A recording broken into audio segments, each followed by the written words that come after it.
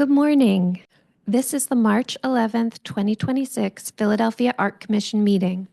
My name is Catherine Liss, Acting Director of the Philadelphia Art Commission. This meeting is being recorded. By attending the meeting, you are giving your consent to be recorded. The agenda and meeting materials can be found on the Public Meetings page of the Philadelphia Art Commission website. You may use the QR code on the screen to access the page. A link to the meeting recording will also be posted to the website once available.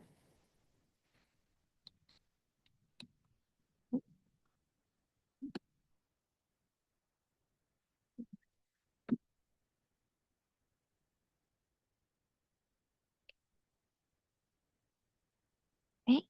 The agenda for today's meeting is listed for reference on this slide. We will be reviewing 3 items for administrative review, followed by 1 item for concept review.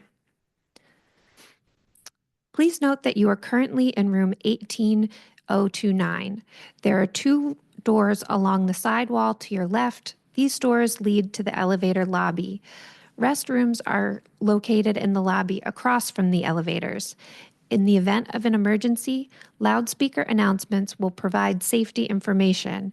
If you do not hear an announcement, please follow the directions of security officers and staff. Okay. I will now pass it over to Commission Chair Rayed to go through the meeting format.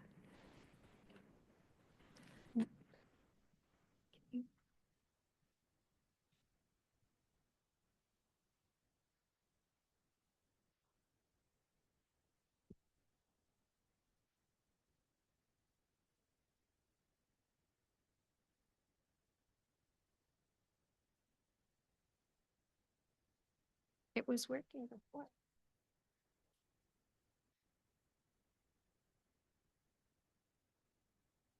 Hello. Good morning, everyone. The next few slides will take us through the sequence of today's meeting. Full review items will start with an applicant presentation. Next slide, please. The commissioner's discussion will follow the applicant's presentation. Public comment will follow the commissioner's discussion. We will hear from the commentators in the room first, followed by those participants virtually. Next. The commissioner will vote following public comments and discussions.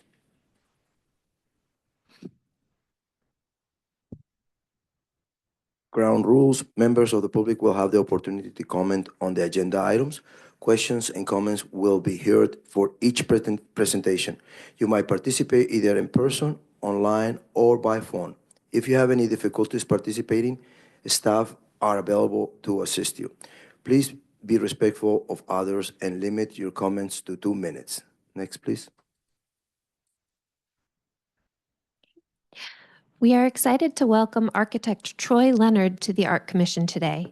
Troy brings more than 30 years of experience with Kelly Maiello Architects, including several notable cultural projects. We welcome his viewpoint and expertise. He will now be sworn in by our Art Commission counsel.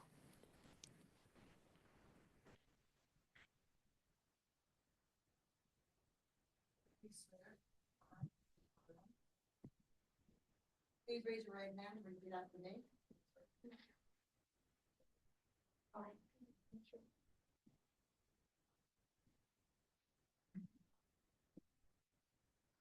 Mr. Leonard, please repeat after me. I swear or affirm I swear or affirm that I will support and obey that I will support and obey and defend the Constitution of the United States, and defend the Constitution of the United States, the Constitution of the Commonwealth, the Constitution of the Commonwealth, the Philadelphia Home Rule Charter, the Philadelphia Home Rule Charter, and will discharge the duties of my office with fidelity. and will discharge the duties of my office with fidelity. Thank you very much. Thank you.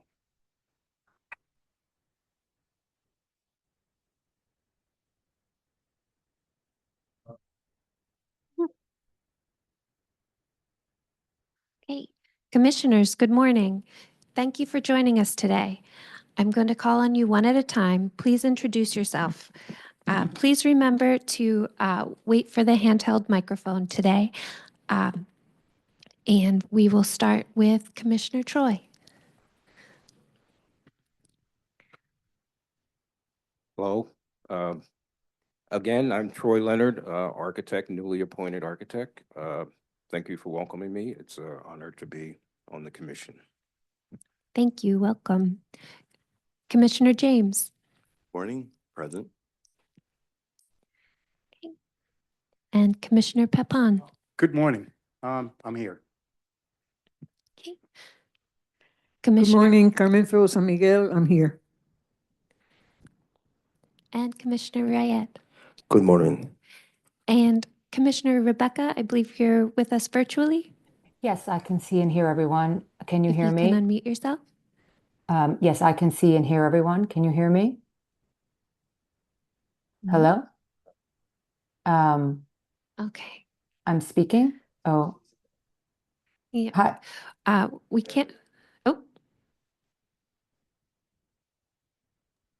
There. Can you hear me Okay. now? The Art Commission will be voting by roll call. I will ask commissioners for their vote verbally and individually at the end of each agenda item. Please remember to state your name before making comments so that people who are not here in person can tell who is speaking. I will now pass the microphone to Commission Chair Rayed to call the meeting to order. We now call the meeting to order and announce a quorum. We will proceed with the matters on the agenda. First one will be if you have reviewed the sign and street committee report. Have anybody has any questions?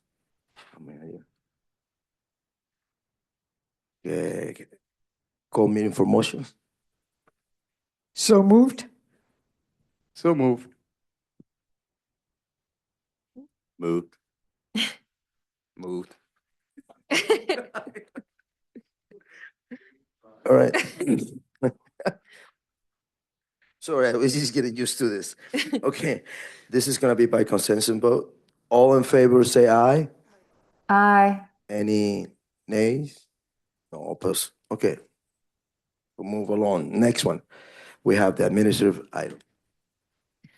Okay, the first item for administrative review is another round of Otis bus shelter locations. The Office of Transportation and Infrastructure Systems, in partnership with Intersection, has submitted a series of 4 bus shelter upgrades as part of their ongoing shelter improvement program. These shelters are the original size rather than the narrow shelters. For each location, the shelters surrounding sidewalks are being improved if necessary, and each is also being reviewed by the Streets Department for compliance with complete streets and dimensional standards. And the locations are Cotman Ave and Glendale Ave, 49th Street and Chester Avenue, Rising Sun and Cotman Avenue, and Lehigh Avenue and American Street.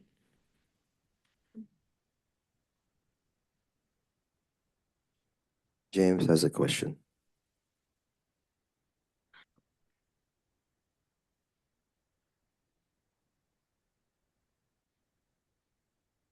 At the first one, which is Cotman and Glendale, the pictorial shows the bus shelter about 8 feet from the curb.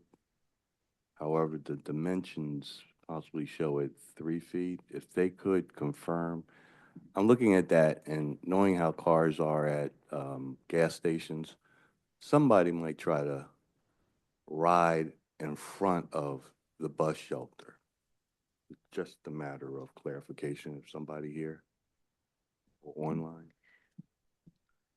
My understanding is that a representative from Otis was not available for today's meeting, but we can reach out for clarification on that. In the past, we have been given the guidance that the dimensions on the drawings govern over the renderings, which are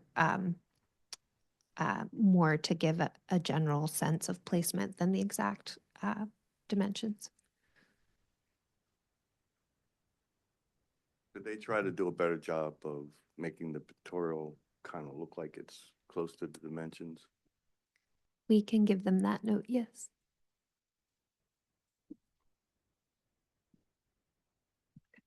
I believe we did ask that last time.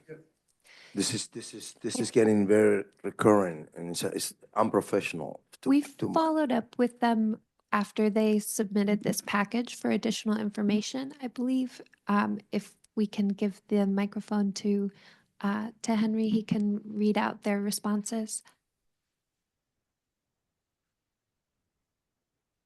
We did ask about this one and number 4, because the shelters are pushed back away from the curb in this one. The site plan is showing it, the shelter is closer to the gas station shelter away from the curb. So we asked, one of our questions was, out of curiosity, how do you determine whether a shelter is placed near the curb, as in numbers 2 and 3, and most in the city versus the others at the edge of the sidewalk away from the curb, numbers 1 and 4. And for this one, the response was number 1 is placed at the property line due to sightline issues with the gas station driveway.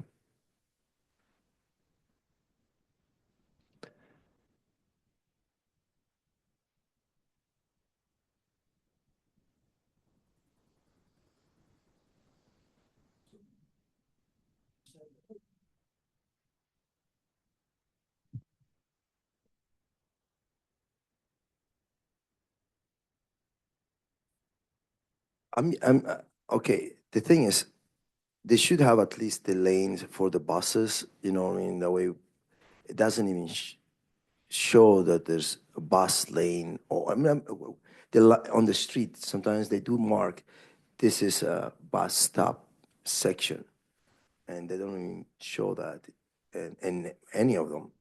I'm not sure if that's by code or not code, but I know this one it does. On Lehigh and American, if you see, if you see on the asphalt, they do have the line, the cross on number 4.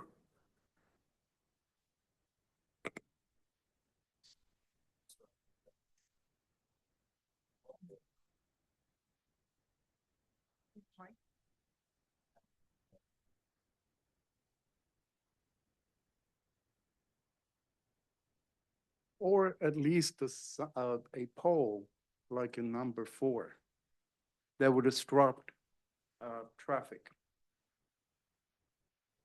from getting onto the sidewalk. So on number 4, look, do you see the drainage area? It's difficult. Go ahead, please. Hello? Okay. I'm still on number 1. And Troy included me, and he dynamite expert. Because he was pointing out the canopy line of the gas station. Get that. The curb line, which is 16 feet 2 inches to where the bench is. You know, I always say, I'm a Philadelphian and I know Philadelphians.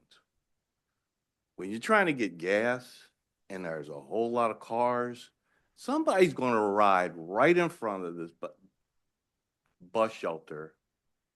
And I mean, I get it that we're to look at the artistic sense, but we cannot deny to point out safety concerns when someone is proposing.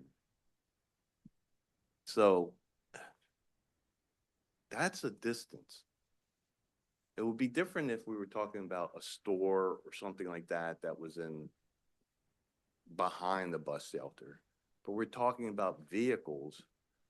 And again, Philadelphians who sometimes are not patient to get around things.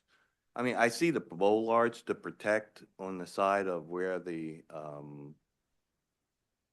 the property part, but that there's no bollards in front of it. That's a concern. That 16 feet is a big concern. Can I ask that Troy repeats what that conversation was, because we should all benefit from that clarification.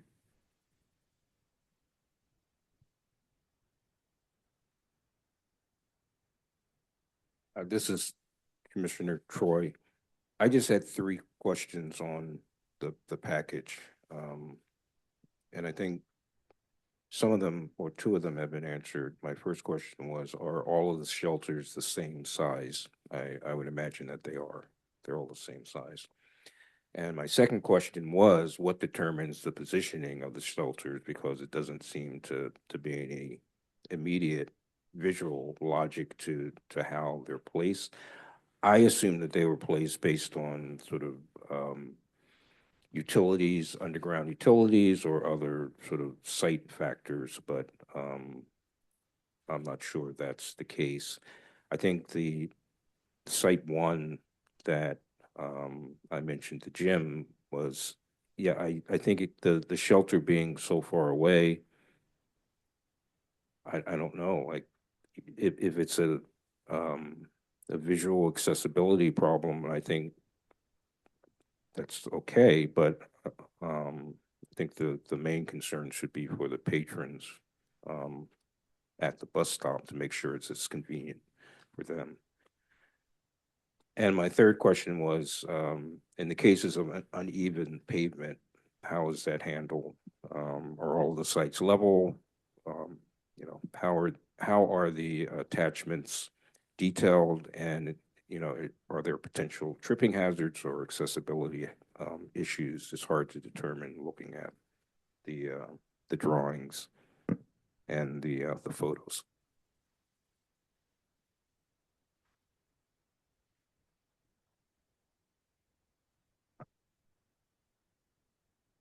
I think for for clarification,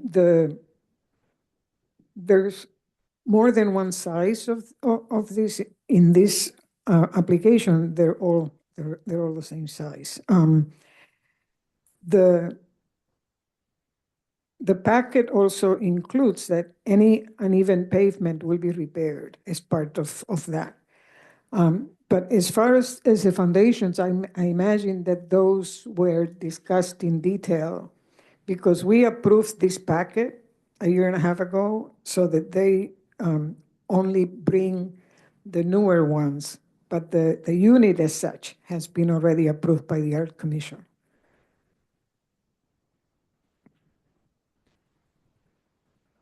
What do you think? Because this should be here. Well, I would suggest that if there's still significant concerns, that we take this one out of the packet and approve the other three.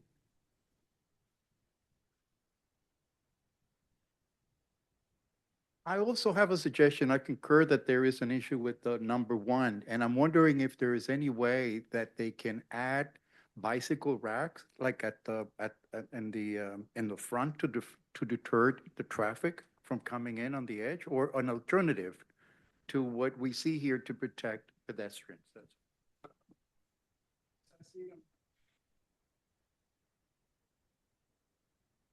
Never mind. 16 feet is a good distance for a car to. Oh, yeah. Even park. Or a motorcycle, you know?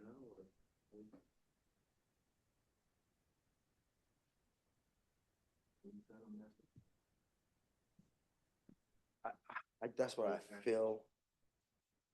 Yeah, I think I would like to propose that. You guys are fine with that. I would like to propose to reject this one until someone is present and they could answer all our questions, because this is not the first time.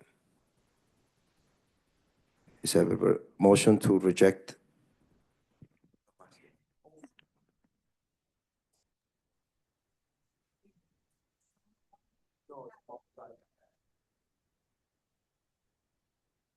I make a motion that we reject this time the packet presented.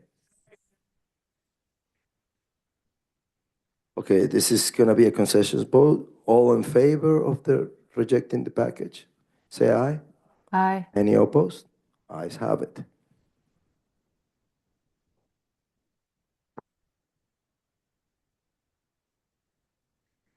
Okay, our second item for administrative review is the Wharton Square Playground at 1300 South 23rd Street. Philadelphia Parks and Rec is requesting administrative approval for site improvements and one piece of new playground equipment at the Wharton Square Playground. This project includes the installation of one additional piece of playground equipment and new site furnishings as requested by council. The project budget is $136,000, which will not trigger a percent for art requirement.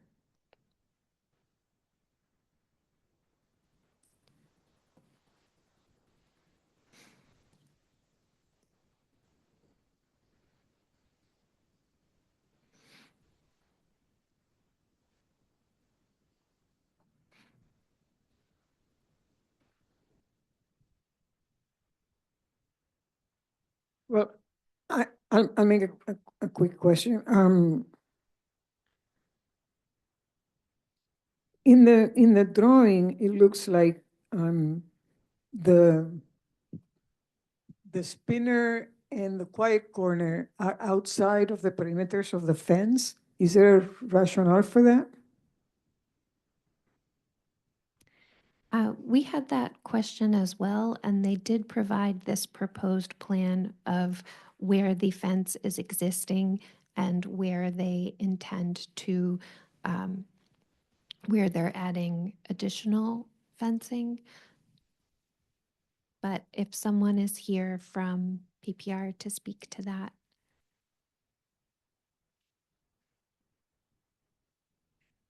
Sorry, you need to use the microphone.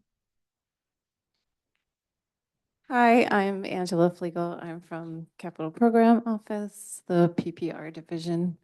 And if you review the plan, there is existing fence currently surrounding most of the playground. The community requested 2 gates at the entrances closest to Wharton Street, which is Plan North is Wharton Street. In between the new equipment and the existing top playground area, we will be removing that section of fence, and there will be no new fence added outside of the new gates.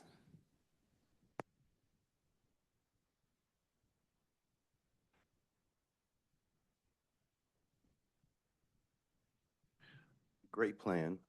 I just have a question, and when you propose again for other projects, if we could get an idea of what is on the sensory station, this is just a picture, but we'd be interested in what type of artistic layout and the letters and what it's composed of, just as part of the interest in the presentation, but looks great though. The next slide shows a 3D render of the sensory station.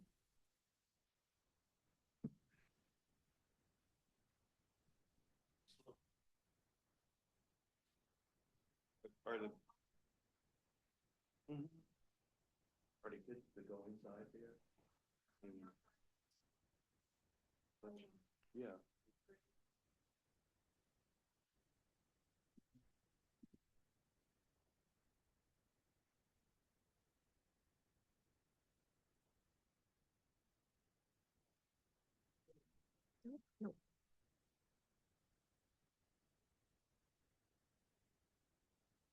Yeah, I'm glad they're doing something on that section. I've been in the park. It's definitely needed. But currently, when I walk down there, there is no such a label that says this is from 5 to 12. It's all for all. So are you gonna plan putting some signages, which I don't see in this project? If you want to come up to the podium so that you can have more of a back and forth instead of, because we need you to be on the microphone.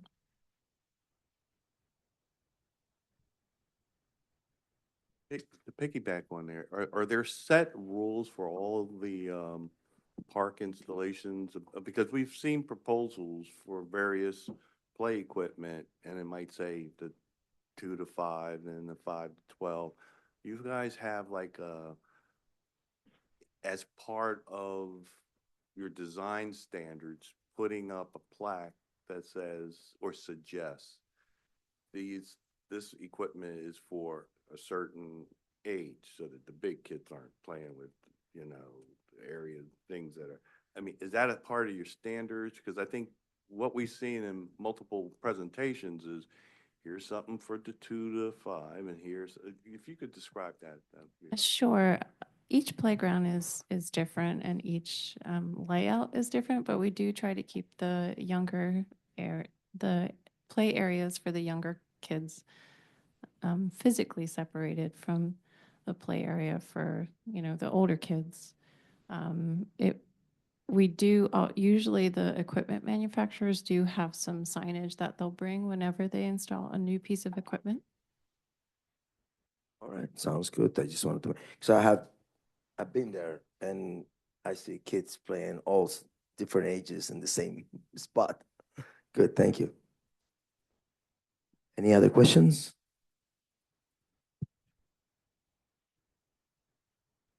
Hello. Hi. I just have a few questions, easy ones. You already explained the circulation. I had a question on the fencing and why certain portions were added, which is fine.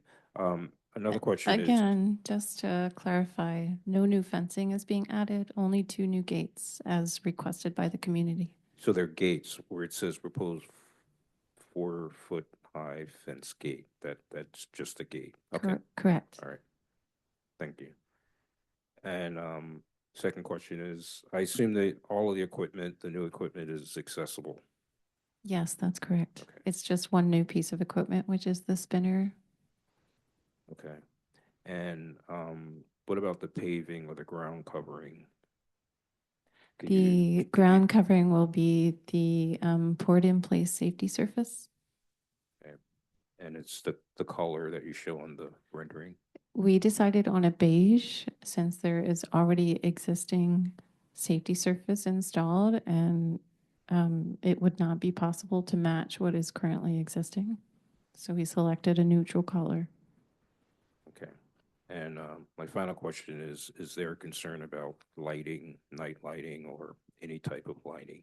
Not that I am aware of. There is plenty of lighting already existing in this park, and I know if it hasn't done already, it is on Skilled Trades agenda to upgrade the lighting to LEDs all throughout this park. Thank you.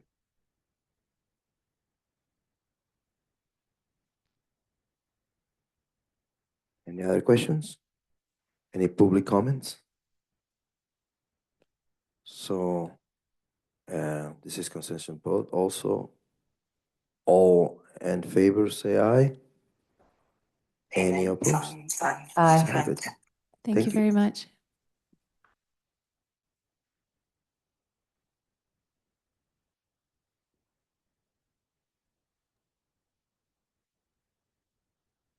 Okay, our final item for administrative review is public art conservation work from Creative Philadelphia. Creative Philadelphia has submitted for administrative approval for required conservation work for a number of City of Philadelphia owned public art sculptures. For several of the noted sculptures, time-sensitive conservation work was required. That is either in process or has been completed, but is included for record and public notification. And you can see the full list of included pieces in their letter here. Liz, I think we've requested this before, but it would be helpful to know the location of these art pieces. And also, it would be very helpful to have a picture of them so that we can recognize and know what they are talking about. For the location, the locations of the art pieces are listed. Would you prefer to see them mapped? Yeah, okay, what exactly are they gonna be doing? Because the Love one was just done like 6 years ago. I'm not sure what else they're planning on doing, but. Good. No, but Love. No, that-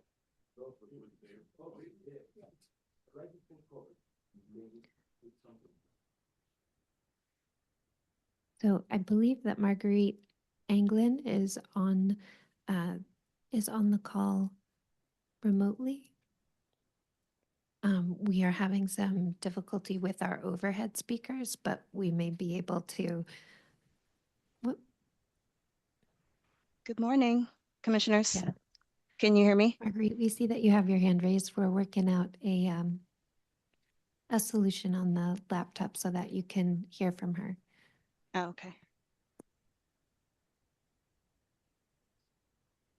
Hold on. Let's see if this works.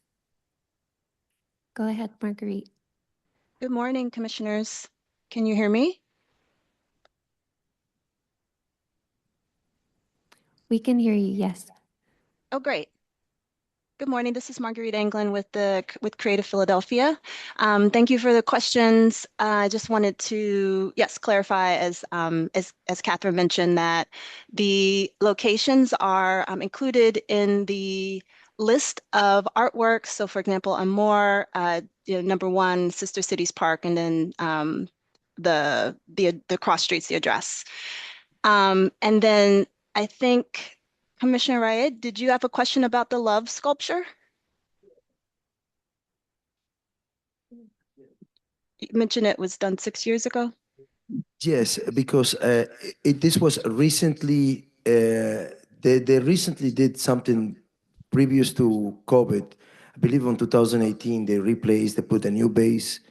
And what exactly, it would be nice to see what are they doing to those, if it's possible. Sure. For love, it's and as such with many public art sculptures, they require intervention on a more regular basis than 6 years. And so there were some gouges in the surface and just needed some repainting. That'll all be done on site. And then it's also experiencing some like streaking that seems to be happening from water runoff. And the streaking is kind of staining it. So the conservator is looking into an intervention that could mitigate that. I can include photos next time if that would be helpful. Yeah, that would be great. Also, are they're not going to be removed or for a long time, or all the work is going to be done at the location? Yes, the only sculpture that needed to be moved off site was Amor, and that is because it is being completely stripped and repainted. It has never been stripped and repainted since it has been installed, and so that work need to happen off site in a controlled painter studio.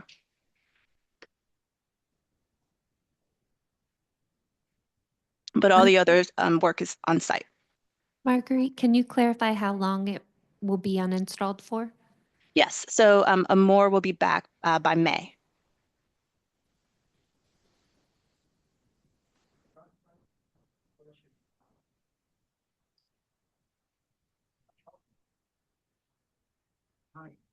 I see who the conservators are, but I'm wondering who's supervising the conservation effort here. Is it the city of Philadelphia? Yes, Creative Philadelphia, we do that. I do that. I'm sorry? The question was who is supervising the conservation work? That would be me. I do. And I work very closely with our conservators.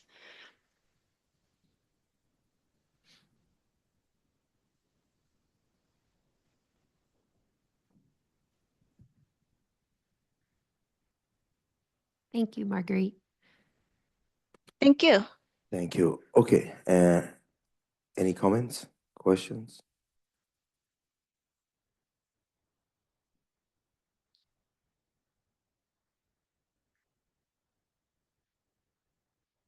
In the future, it'd be great to have a little snapshot of each one of the sculptures so that we have a frame of reference. The ones around town, I think we have a kind of an image. I was trying to think of the one at 51st and Reno, and it just didn't sit with me. I'll take a look at it somehow, but the other ones on the Parkway and so forth, I have an idea where they are.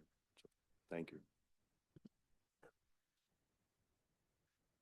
Understood. Thank you. Okay, any public comments?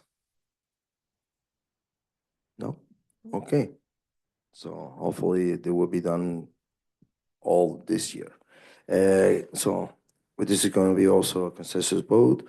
All in favor, say aye. Any opposed? Ayes have it.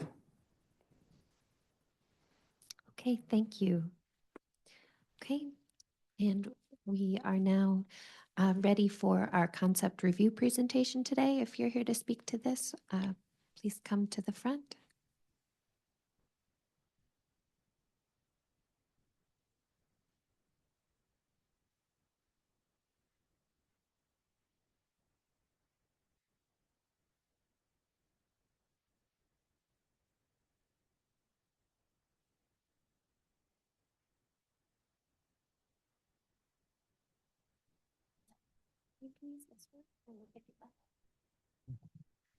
Let's see.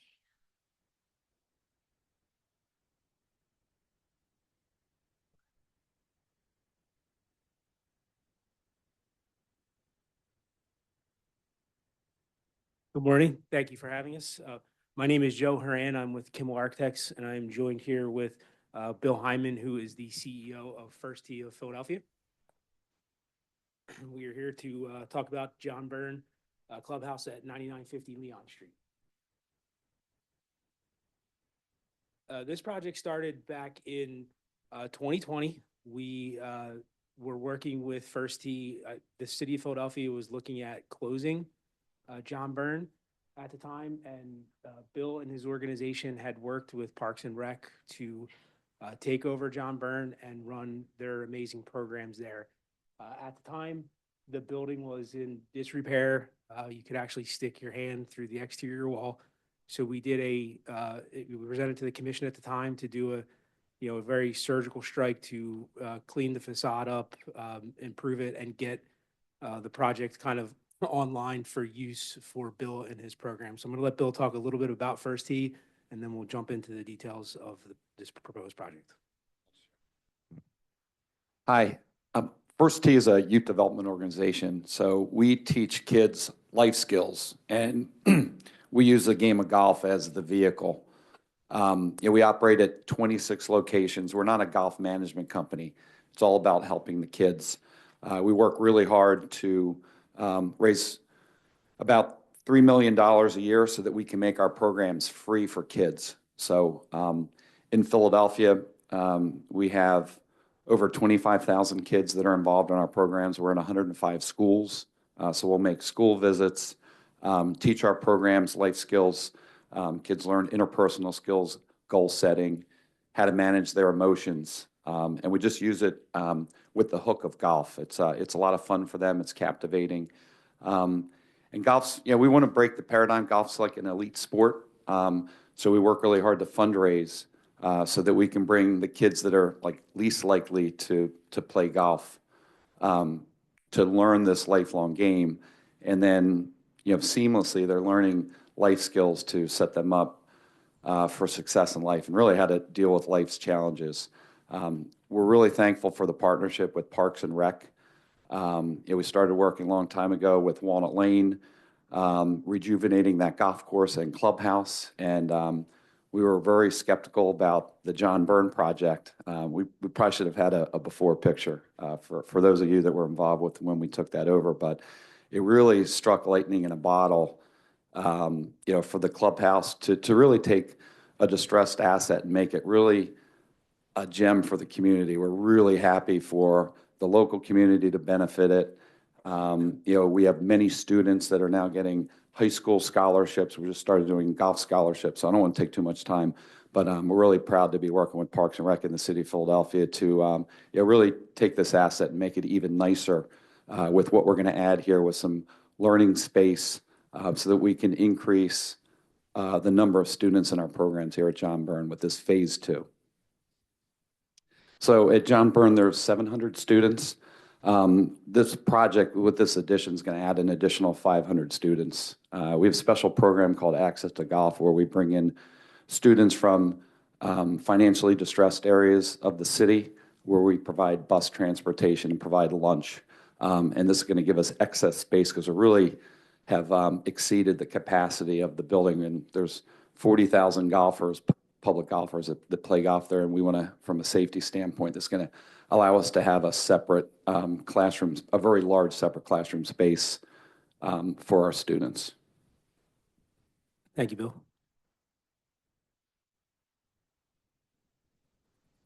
So we just, I'll kind of just highlight this quickly. We worked, the real mission of this project is to, continue to, help, the children of Philadelphia and to, transform the experience, as Bill said, and reach out and meet so many people that might have the opportunity to experience the game of golf.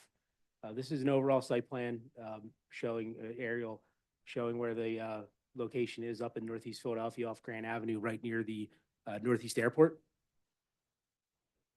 The project is located directly across the street from the Philadelphia Playground and Parks and Rec. There, the existing clubhouse was built. The original clubhouse was burnt down, and then there was a rebuild that took place in the 80s, and we renovated it back in 2021 partially. And what we're proposing here, and you'll see in a few of the images, there's an existing flat roof where you see the number 4 that is sort of accessible from grade. And that flat roof has been problematic from a leaking standpoint, from a safety standpoint. People have climbed up on it. So we thought that the opportunity there to connect to the golf course, we could overbuild on top of that existing area, and then work the program requirements into that space. So these are some photos of the existing facility. The photo on the right there, number 4, you can see the pond that is on the existing roof, where we want to tie in our new addition. This is the existing clubhouse as it stands. The Leon Street is on the bottom of the screen with the main entry, and the golf course would be at the top. We are proposing, sort of really limited renovations on the interior. Everything is really to that blank white space that you see on the right. So part of this project, what we also want to work to resolve is sort of the entrance experience as well as the accessibility. And you'll see in some of these photos the way the clubhouse kind of sits up on the hill. So we're creating a vestibule entry with a front back elevator that connects down to the street level, which you see next to the simulators, and then be able to come in at grade at street level and then come up and then connect to this simulator, putting green, classroom, really kind of wide open, flexible space, and that links to the existing clubhouse. We're also proposing that elevator would go up to the second floor to connect to what is an existing unused space that's over top of the clubhouse that's kind of in that mansard roof, and to create some offices and open space for First Tee administrations to run their programs and run the golf course itself. So we'll have some 2D elevations that we can run through, and then we will look at some 3Ds as we continue through the presentation. So on the right-hand side there is where you see largely the overbuild renovation to the existing cart area with the existing clubhouse largely to the left. So number 4, we're looking at a metal panel as well as brick and glass. The idea is that we want this building to be sort of a beacon in that neighborhood and really have a transparent visibility to not only the golf course but to the community. This is the west elevation that faces that green area. So you're seeing what is, the build over top of the existing flat roof area, with Leon Street being on the left-hand side and the golf course being on the right. This is the proposed elevation on the back side of the clubhouse that faces the course. The lower area there, you see a series of 4 garage doors. Those garage doors are, maintenance and storage for golf course equipment, as well as the carts that are existing as they stand there. So this is where you can see how the existing clubhouse kind of sits up.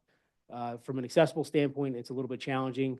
Those existing ramps that are there are not really truly accessible.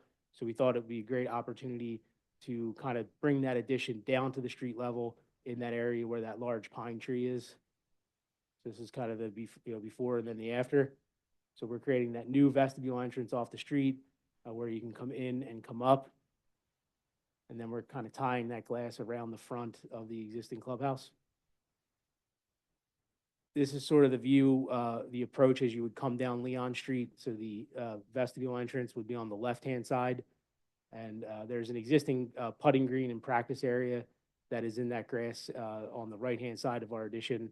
And again, just we're looking at durable materials with metal panel, brick, and lots of glass. And this is the view that you'd see from the golf course itself.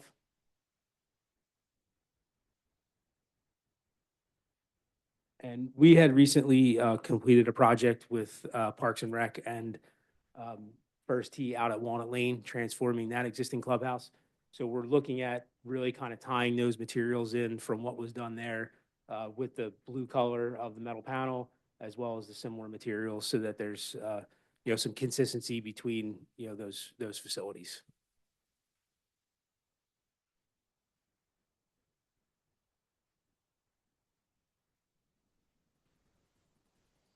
So we certainly appreciate the opportunity to present and welcome your feedback and input on our approach and our design. So thank you.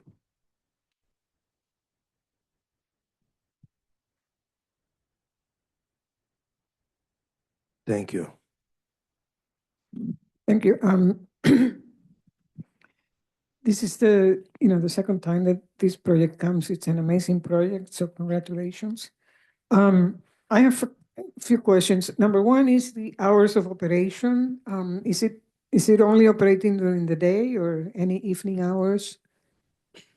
Mainly during the day, and then the golf course operates during the day, daylight hours, and then the latest programs would be till 9 o'clock.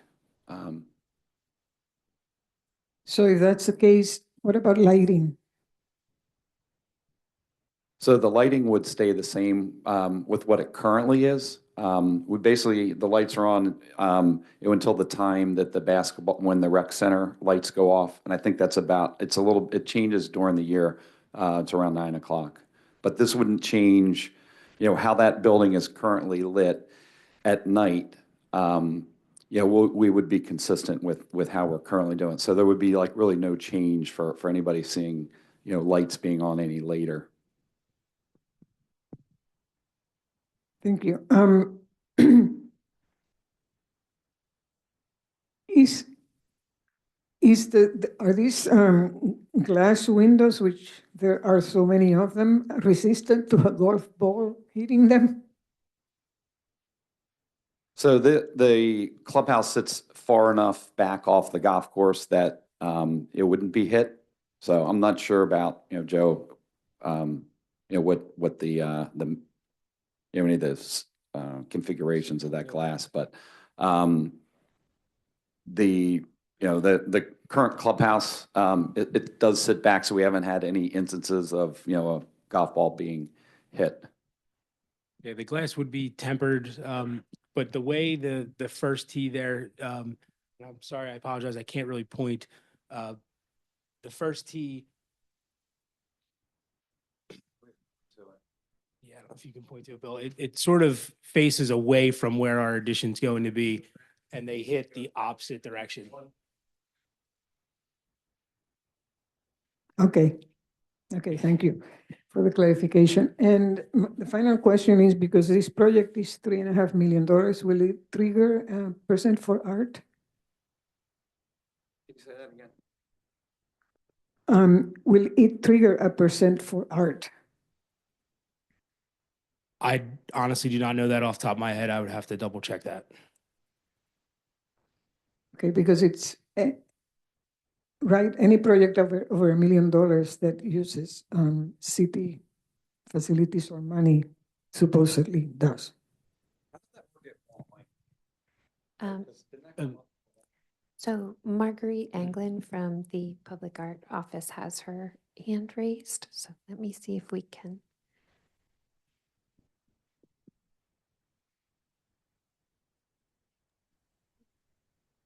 Marguerite, you should be able to speak. Good morning again, commissioners. Can you hear me? Yes. Oh, great. Just thought I would chime in. This is a wonderful project. I was looking at the information. It looked like is it city funded? Like is No, this the will be are the entirely privately funded by First Tee. yeah, so then it would not trigger the city's percent for art requirement, which requires when city funding is used, 1% of that funding is, well, not necessarily 1% of that funding, but when city funding is used, 1% of the project budget is designated for public art. And yeah, so this would not trigger that. Thank you.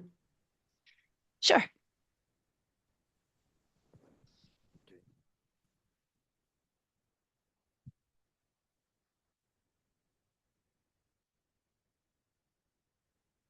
So it appears that there's three concerns I'd like to raise for you to respond to. One, it looks like you're going to remove evergreen tree in the front. Yes, there is one tree that will be removed in the project area. What does that trigger as a response from L&I? And to piggyback on that, you've got a nice piece of ground there. Do you have a landscape package of things that you like to put it garden-wise around in the front to dress it up or so, or what? We certainly want to do that. We have honestly not gotten that far. We wanted to kind of have this initial discussion with the commission. Bill and his team and the grounds crew at John Byrne have really transformed that course, and they have the capability to do something special. And working with our landscape architects, we can get them involved. I don't believe that tree is a heritage tree, but we will check into that as well. Because we work with the arborist too, we can add. Yeah, we work with Steve Detil, the Parks and Rec arborist. And in the past with tree removals, we've added caliper, similar caliper back to the landscape if there's any removals.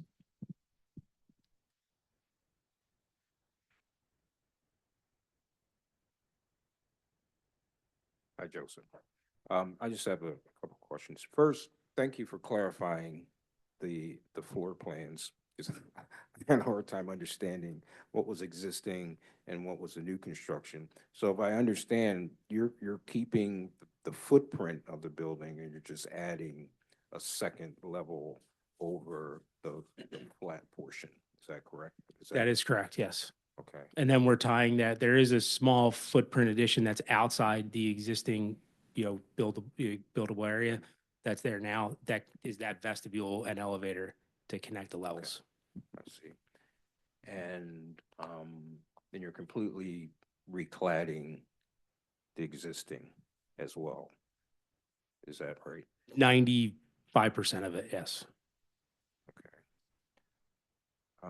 I think for your next presentation, it would be good to show a little bit clearer what's existing and what's new, maybe as a different tone or a different color, sort of in the plan, so that it's a bit easier to sort of see the differences. I mean, you somewhat do it in these plans, but it's hard to know what's existing and what's new because all of the pochette is the same color. Another question I have is, Jim mentioned the site work and landscaping. For your next presentation, you should show sort of a larger area that includes the site plan as well, so we can see how the landscaping ties in to the new construction. It would be nice to get a little bit more information on the materials that you've selected. I think it's a good palette of materials. I especially like the brick and the color of the brick. But to sort of see sort of in real sample of those materials would be good, either in photographic or you can bring in the samples to show us. I think the color palette works well, but it's a little confusing looking at the elevation and the renderings, especially on the north elevation where you're showing the darker fiber cement siding. It looks like that the siding continues at the ground level around the garage doors, but in the 3D rendering, the proposed west facade, it looks like part of the ground level is in brick and in part.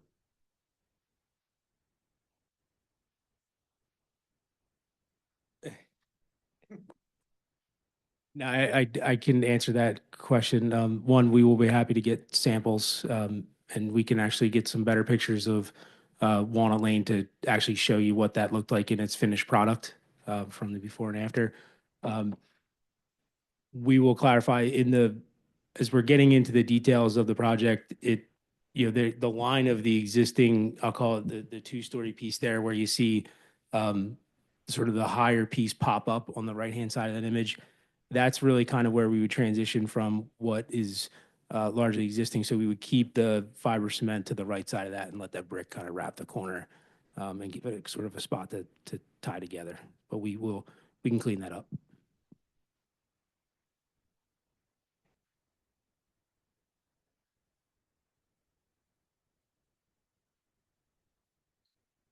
Just to let you all know, the handheld mic is out of batteries, so we are down to the one mic. We're trying to address that right now, but apologies for the inconvenience and delay in conversation.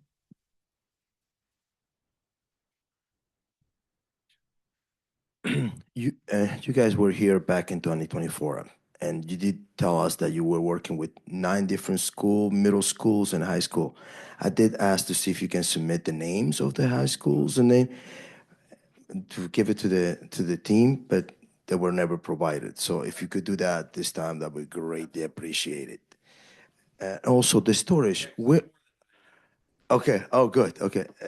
On the storage, because I don't see it on the diagram, the storage that you had back in 2024. On the yeah. I don't see it on there. Yeah, so on that area, it's now been built. It's just not on that aerial. Okay. Yeah. Thank you.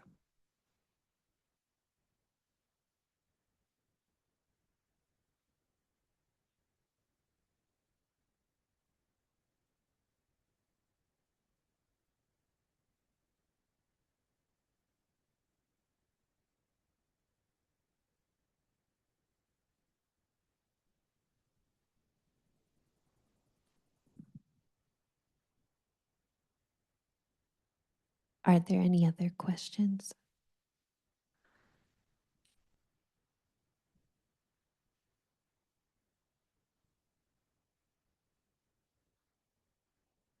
Do you take all the notes that everybody, in that way we can see if we can do it? Yep, I can go through the notes of the items that I've heard, and you can let me know if I missed anything.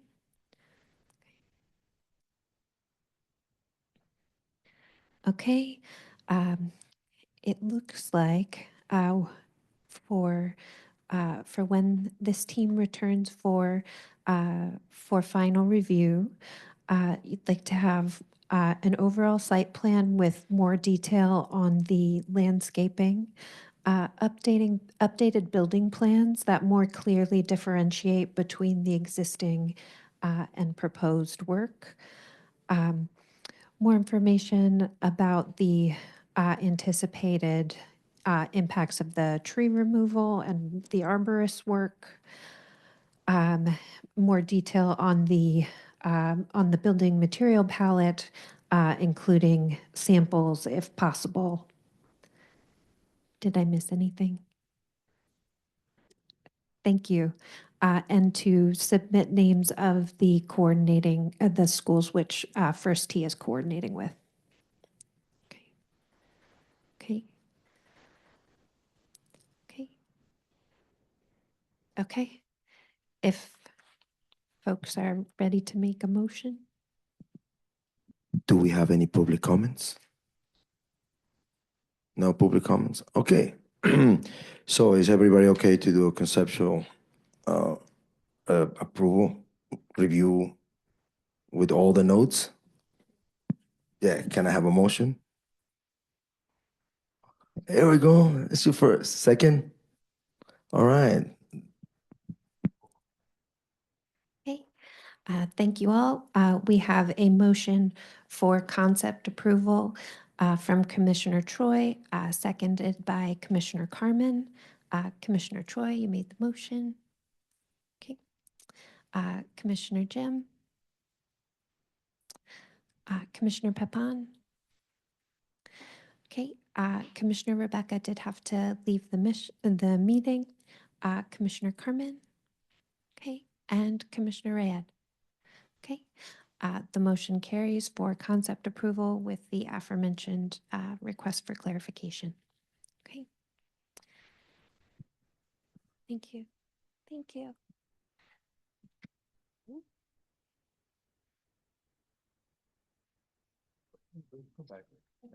Yeah, thank you. All right. This will bring us to the end of this meeting.